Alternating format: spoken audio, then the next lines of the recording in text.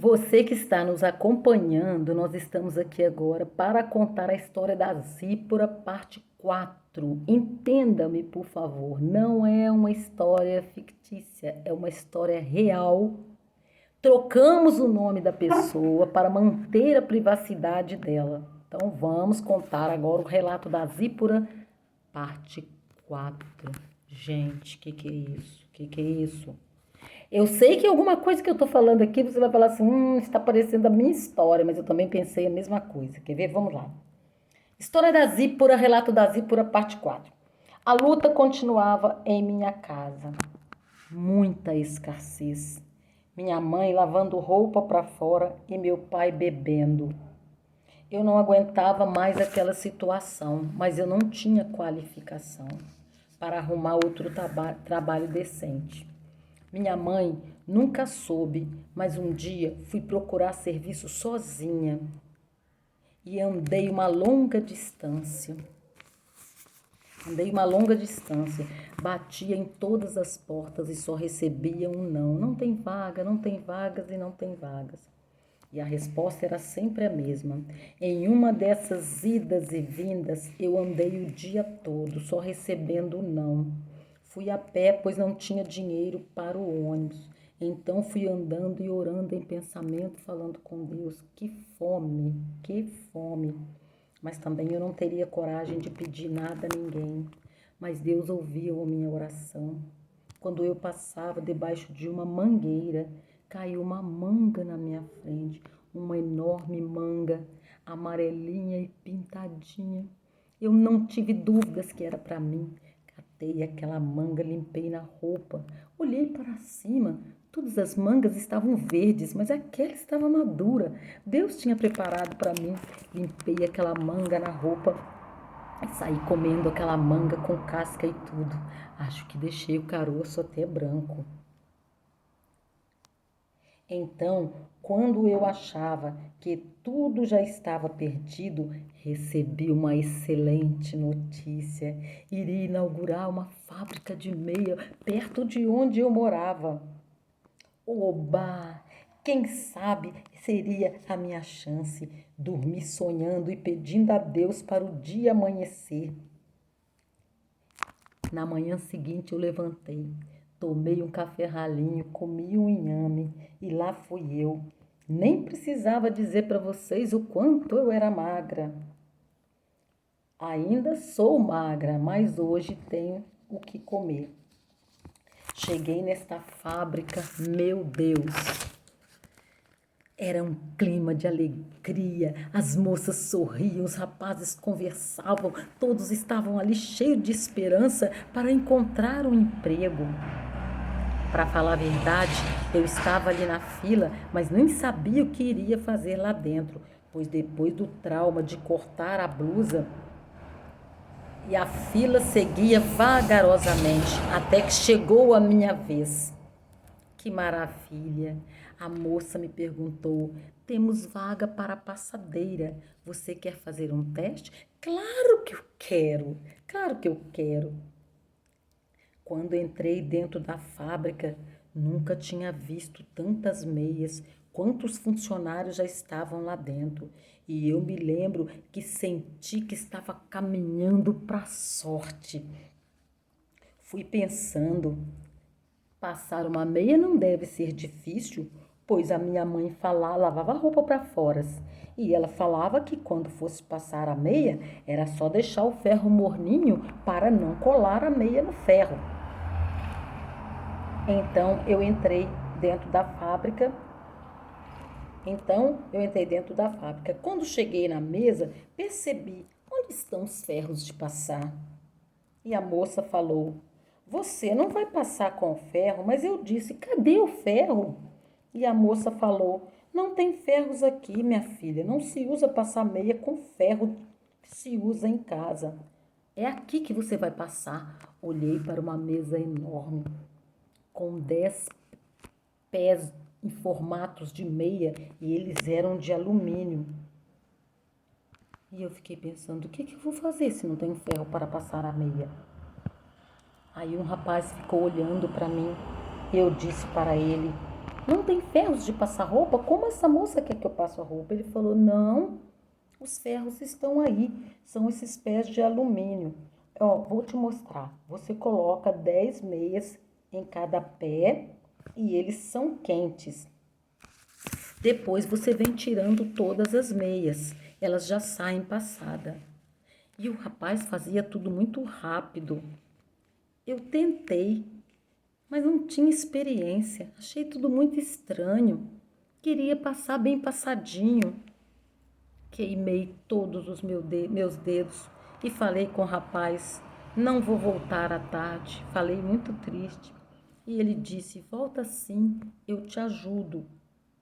Mas como eu iria voltar se minhas mãos estavam todas queimadas? Enfim, eu não voltei. E o sentimento de impotência, de frustração, mais uma vez. Mas calma, gente, a minha sorte vai mudar. E a vida na minha casa seguia aquela rotina que vocês já sabem. Só surgiu algo diferente na minha casa, queria mudar toda a nossa rotina. A minha avó estava doente e veio morar na nossa casa. Vocês se lembram que nós morávamos em um barraco de 3 cômodos? Pois é, era uma beliche. Minha avó foi dormir embaixo, meu irmão em cima, e eu fui dormir nos pés do meu pai e da minha mãe. Minha avó fazia xixi na cama. Hoje eu entendo que ela já estava com incontinência urinária e naquela época não existia fraldas para adulto. Minha mãe às vezes tinha que dar banho nela 3 vezes por dia e ela era muito pesada. Afinal, era a sogra dela. E ela olhava, minha avó nos olhava de cara feia. Hoje eu entendo que ela já estava com Alzheimer. E não, ela já estava com Alzheimer. Foi um tempo muito difícil ainda. E para completar tudo, um dia estava em casa, um senhor chegou para entregar um berço. Eu me perguntei, para que um berço? Aqui é tão pequeno. Mas mal eu não sabia que minha mãe estava quase tendo um bebê. Após 18 anos, agora sim a rotina ia mudar e o bebê nasceu. Ela saiu um dia e voltou no outro dia com o bebê nos braços. E eu me perguntava, como assim? Minha mãe usava vestido largo, eu nem imaginava que ela estava grávida. Agora a vida mudou mesmo e meu pai estava começando a adoecer de tanto beber. E agora que ele ficou com cirrose, começou a ficar em casa, de casa para o botequim, do botequim para a casa. Várias vezes ele caía no chão e começava a espumar. Hoje eu sei que ele dava ataque de epilepsia. Eu ficava muito assustada, com medo, mas fazer o quê? Vocês devem estar me perguntando, e seu irmão? Pois é, meu irmão seguia estudando. Passando algum tempo, minha avó foi embora para a casa de outra tia, pois a minha mãe não daria conta de olhar meu pai bêbado e minha avó. Eu, pois, ajudava minha mãe e não desisti de arrumar trabalho. Até que um dia, ensolarado, com muitas nuvens branquinhas, chegaria uma notícia que mudaria a minha vida. Uma pessoa arrumou um serviço para mim.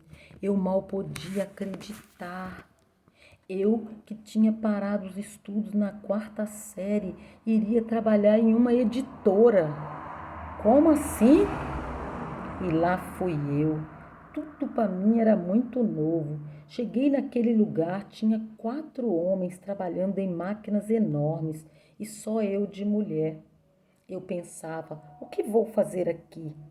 Eles não falavam comigo e eu ficava deslocada. Às vezes varria o chão. Então parti para faxinar aquele lugar. O banheiro era imundo.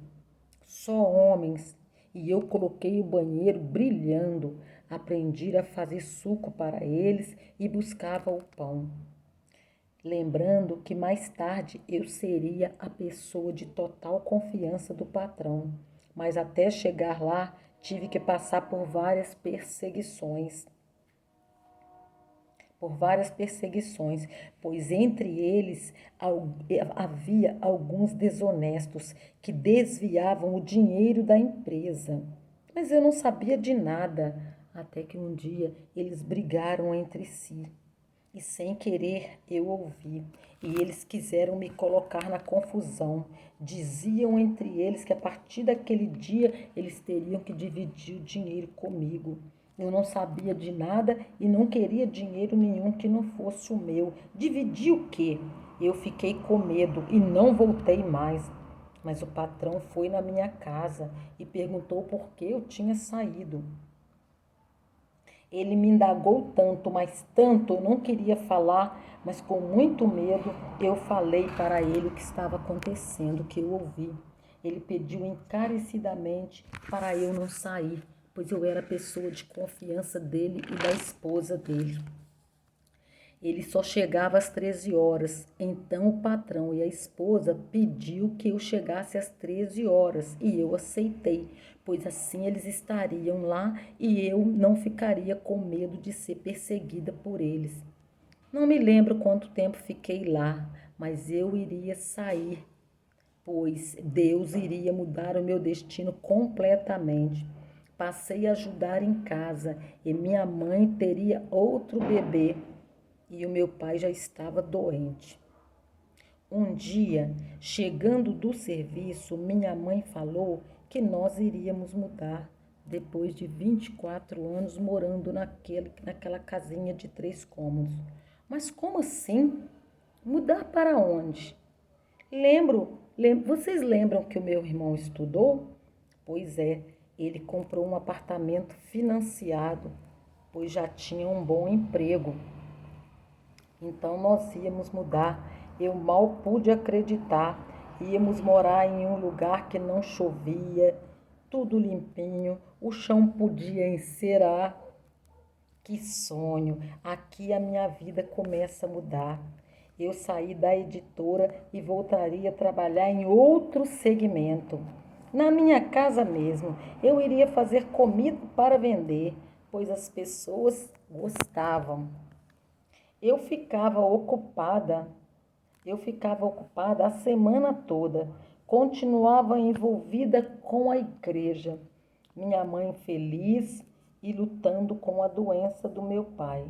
Neste tempo, eu iria conhecer o meu primeiro namorado. Ele também era da igreja e via em mim uma moça pura, comprometida com as coisas de Deus. Eu relutei, não queria, não tinha tempo, mas aceitei e começaria uma vida nova, uma nova etapa na minha vida.